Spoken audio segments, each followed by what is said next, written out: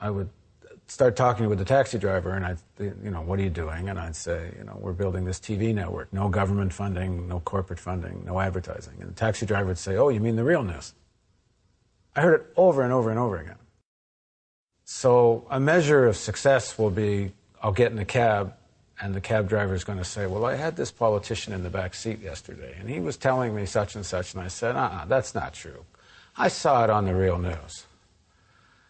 If I hear that, if we can get to the taxi drivers, if we can get to ordinary people and help them have the facts to defend their own interests, then that will be a big measure of success. Hi, I'm Paul Jay, Chair of Independent World Television and Senior Editor of The Real News, our soon-to-launch daily news show. This is very exciting times for us. 3 years ago, we said to ourselves, go big or go home.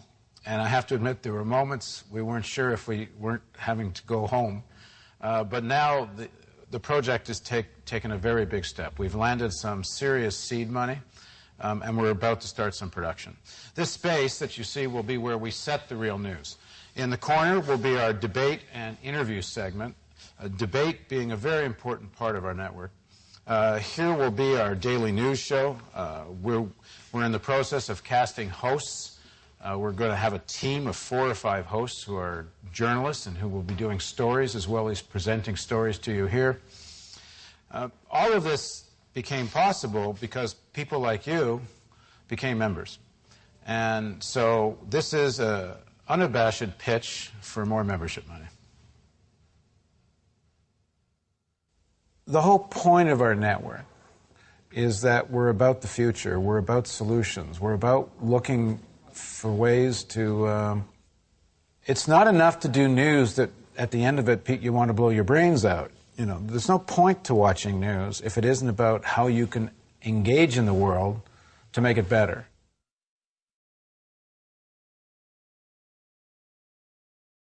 We don't think the real news will be run by people who are braver or more courageous or smarter than other journalists. There are many people of talent working in other television newsrooms. What makes us different is our funding model. Hundreds of thousands of people across the globe, starting in English, send $5 or $10 a month to us. If enough people do it, we can sustain this. With that kind of funding model, we don't have to worry about quick ratings results. We don't have to worry about withdrawing of advertising or government subsidies. It means when we're in the newsroom, we only have one thing to worry about. Did we get the facts right? Most people are fairly clear. The politicians are not speaking to them honestly, openly, and sincerely. But the news media is reporting on them as if they are.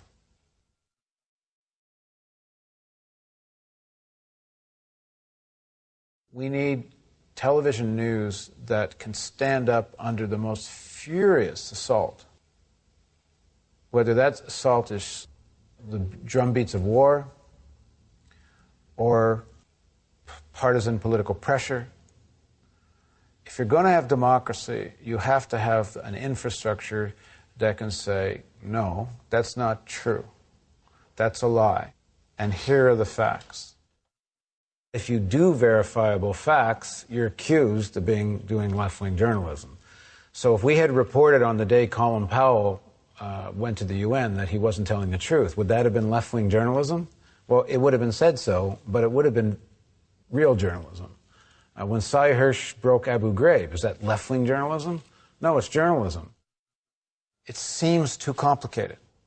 And part of the problem is the way news is done is every event seems isolated. Like that happens, then this happens, and this happens. There's no pattern.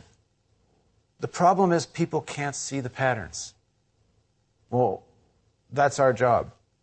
That's what historical context is. People have to start to see the patterns. But if you feel that you can't, then you feel detached. So it's called apathy. But what is the apathy? Are you apathetic about your own interest? If in 100 years people are going to look back and say, what did the real news do? What do I hope they'll say? Is that we inspired people be conscious, to know their world, to embrace the facts fearlessly, to act, to write their own future, not to think it was overwhelming, not to think it was too depressing, but to feel optimistic that there can be a future. So, yeah, I hope we make people hopeful, but not naively, not through rose-colored glasses.